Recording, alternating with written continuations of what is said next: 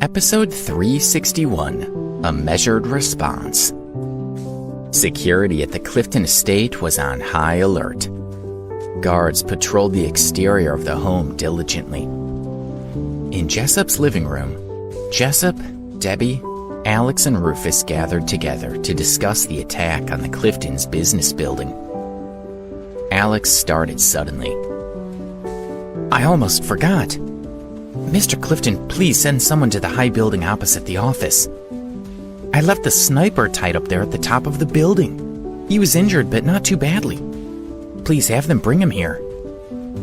He had been so busy running around making sure everyone was okay that he had nearly forgotten about the sniper completely. He still had many questions he wanted to ask him. Rufus made the call immediately. 10 minutes later, they heard back from the staff at the Clifton's building. No one was on the roof. All that was left was a small pool of blood. He's gone? Alex thought for a moment. Someone must have rescued him. That means he wasn't working alone. We're not out of trouble yet. They're still lurking around here somewhere. This new development didn't worry him too much. Even if the sniper had been rescued, Alex was confident he would be able to track him down again. Rufus paced anxiously. Are we just gonna sit here and wait for them to attack us again? We can't even hide. What can we do to defend ourselves? Even if you beat every attacker, it's going to have an impact on our reputation. People won't want to do business with us. Debbie turned to her grandfather with a worried expression. You'll stay inside, won't you? I'm so worried about you. She hadn't known him long, but she felt incredibly protective of Jessup. But Jessup smiled at her calmly. These things come and go. What will be, will be. Yes, but that's hard for me to accept, said Alex. His eyes were also filled with worry. He wasn't scared for himself, but he was anxious for his family and friends. We have to do something, said Rufus. We'll track down the Stedmans and fight fire with fire. We can send a killer of our own if we have to. He didn't see any problem with using the Stedmans' dirty tricks right back at them. Jessup shook his head. Calm down, Rufus.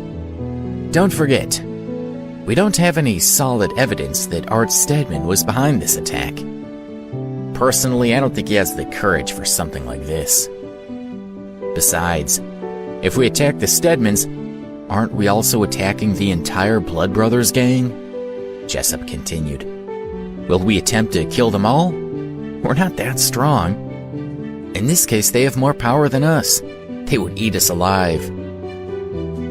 Rufus found this hard to accept. No matter how many fighters the Blood Brothers gang had, surely they would be defeated over time with persistent efforts. Fine, let's just bury our heads in the sand then, he said bitterly. What was that? Jessup demanded. What did you say? He slammed his fist down on the table, knocking over his drink and spilling liquid everywhere. Rufus glared back at him sullenly. Jessup was shocked that Rufus had spoken back to him. Rufus hardly ever contradicted him. I don't like this, Rufus continued in a low voice. It's weak. I think you've changed. Jessup gave him a fierce look. Oh, really? And what do you think I should be doing? Order an attack on Art. Let him take the punishment he deserves. He's tried to hurt us in so many ways. All the attacks on our family. Have you forgotten how many people were injured at the dinner? Some of them will be dealing with the consequences of that attack for the rest of their lives. Rufus's eyes filled with tears as he remembered the sight of his son bleeding on the floor. Jessup shook his head. If this is the path you've chosen for yourself, I can't help you. I wash my hands of it. Jessup understood Rufus's pain, but he couldn't support him if he was going to make decisions based on emotions rather than rationality. It would only hurt the Clifton family in the long run. Endurance was their best tool. People had always coveted the Clifton family's power and tried to take it from them. This was part of the territory. Rufus fell silent, overcome with his emotions. Alex glanced at the older men nervously. He hadn't wanted to interrupt, but now that Rufus seemed to have said his piece, he decided it was time to speak up. I don't think it's right to focus on just the Stedmans. They're not the real power behind the scenes. They just want to hurt us. Sir, he turned to Jessup, I think you should spread the word that you've been injured and stay inside for the time being. That way I know you're safe. If I have less people to guard, I can focus on going after our attackers. He turned to Debbie. I'd like it if you stayed here too. Spend time with your family, your grandfather, and don't go outside too much. Jessup nodded gruffly. It's a sensible plan. I agree. Rufus lifted his chin. What about me? I don't think the attacks will stop anytime soon, said Alex. Help spread the word about the attack on Jessup, and let's see what we learn from people's reactions. Rufus nodded. All right. Alex caught Debbie giving him a worried look and smiled at her.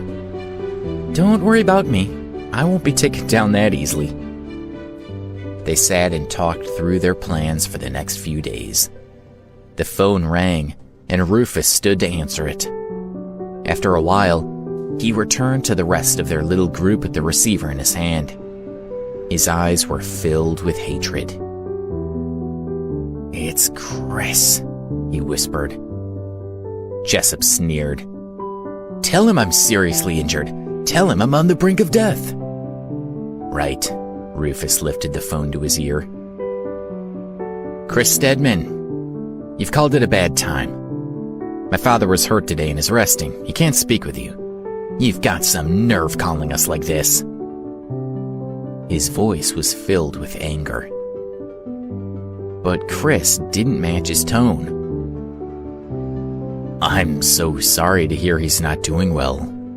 I'd like to visit, if that's all right. If there's anything me or my family can do to help yours in this difficult time, please do tell me. He sounded offensively sincere and magnanimous. Rufus felt rage swelling in his heart, but out of the corner of his eye, he saw Jessup nod. He took a deep breath and said, That's very kind. You're welcome here any time. Thank you for your kind attention to my father. He managed to sound humble. The anger that shook his voice even sounded a little like fear. On the other end of the call, Chris was pleased and flattered at the deference Rufus was showing him. When he finished the call, Chris looked over at his father with a proud expression. He knew Art had overheard everything. But Art was still in a cantankerous mood, smoking furiously to calm his nerves. He couldn't believe that Jessup had really been hurt that badly.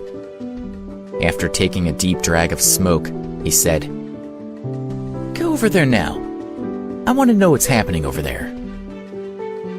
20 minutes later, Chris pulled up at the Cliftons' home and walked into the villa.